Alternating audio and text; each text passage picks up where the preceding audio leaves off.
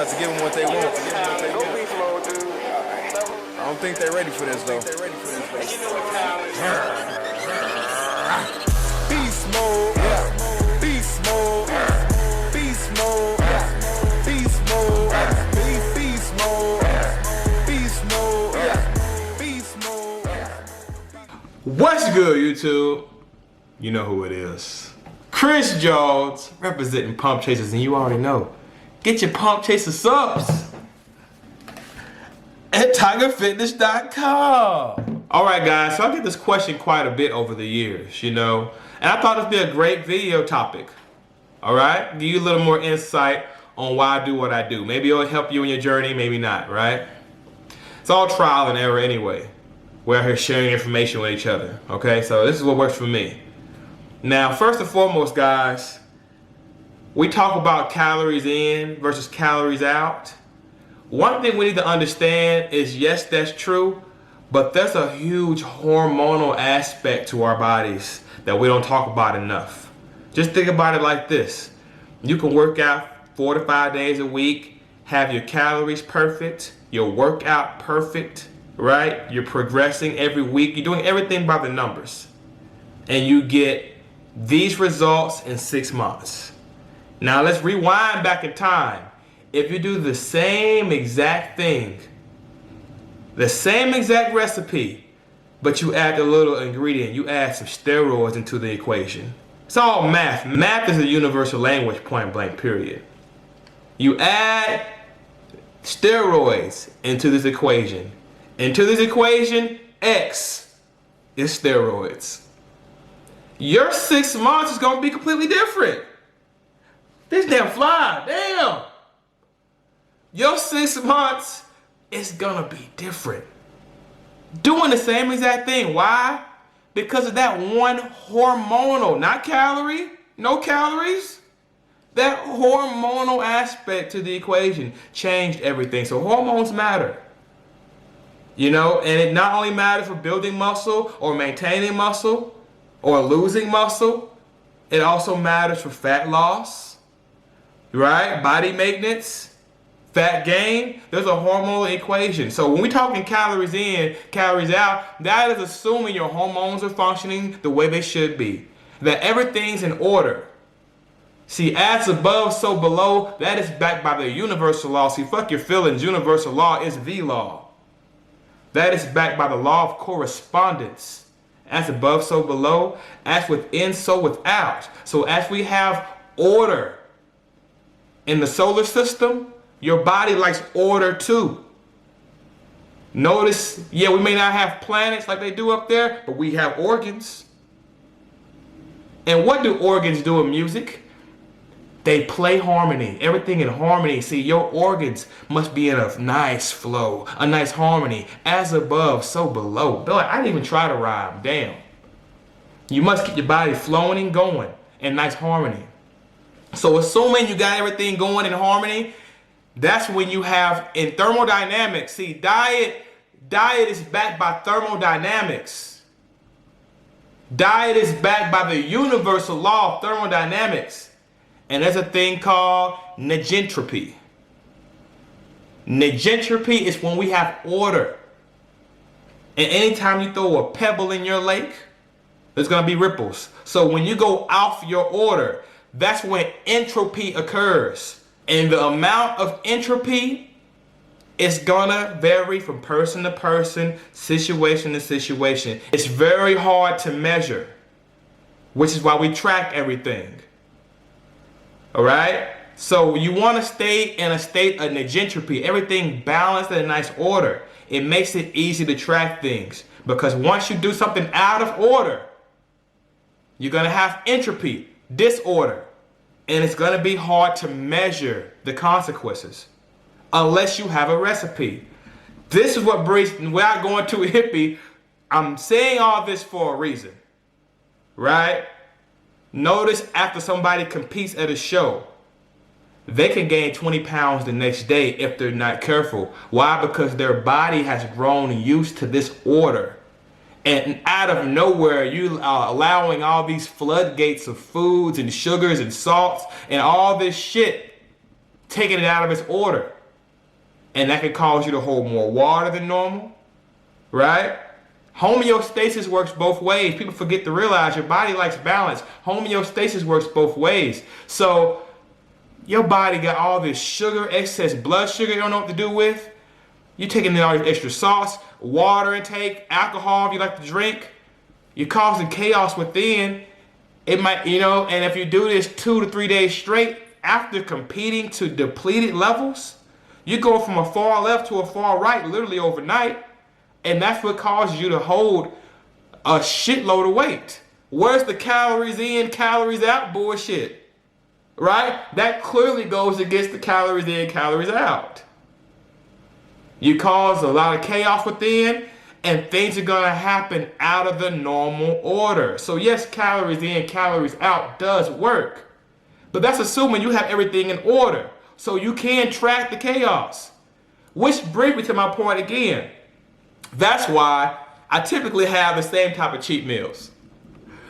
Because I do extreme deep deficits when I cut, right? That's why I'm able to lose 30 pounds in 10 weeks. I go with a deep deficit. And mind you, guys, I work from home training clients and stuff like that. So if I do feel a little drained, I can take a little nap. If I do feel a little drained, I can go outside and meditate and ground, charge my body.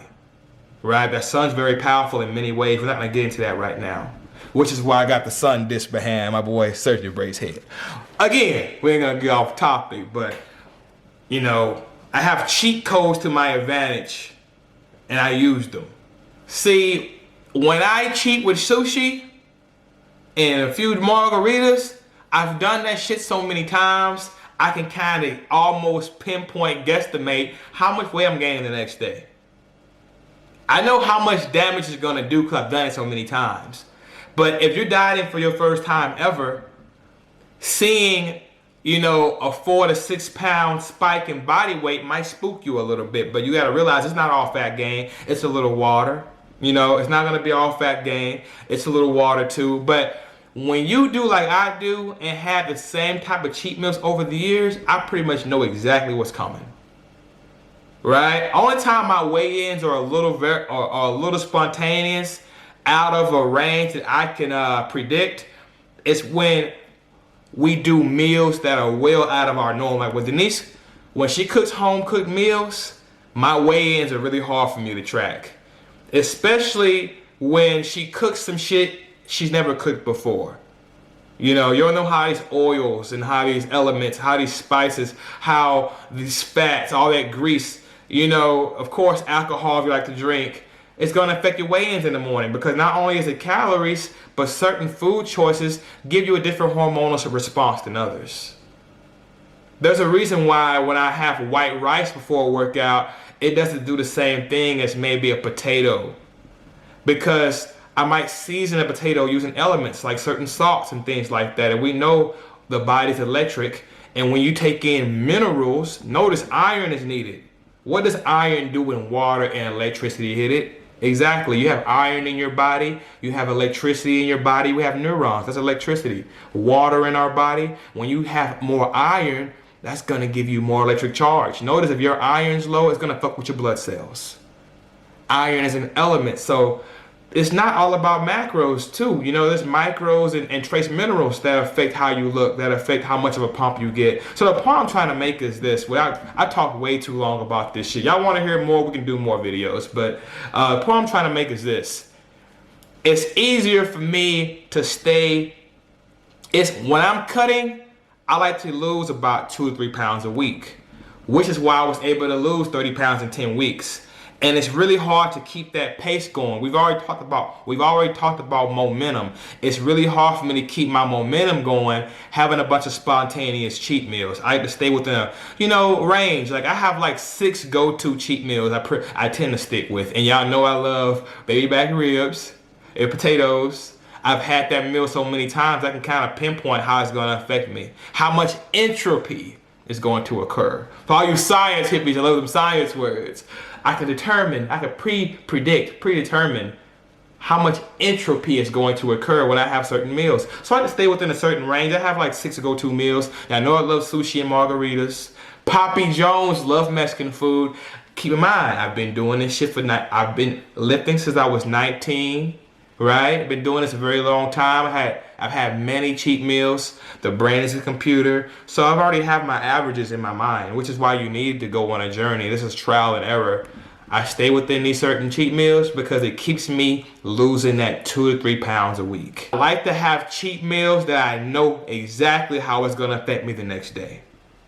All right, I hope that answers your question, guys. You have to do what you want to do. You know, some people might think it's best to not have cheat meals at all.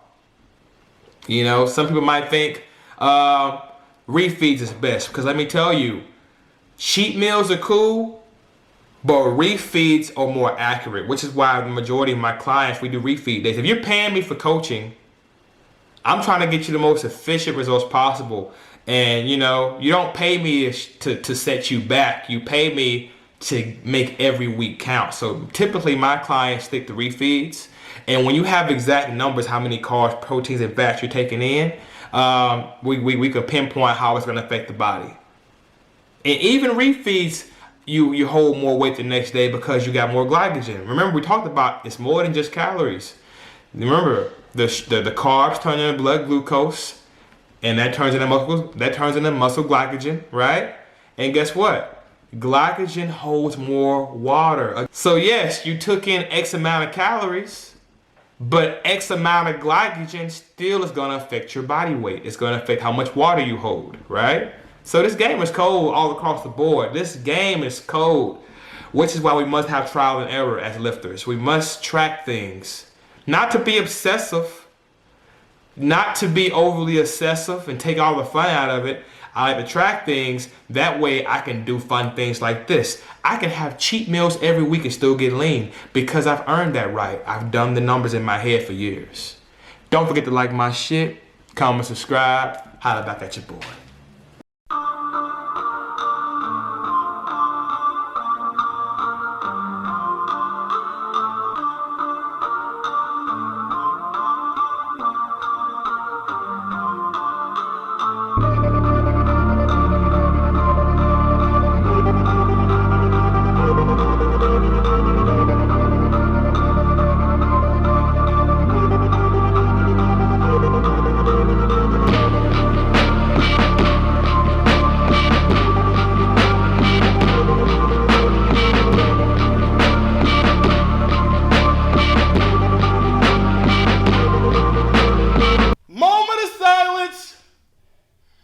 We need a moment of silence before we fuck up these weights.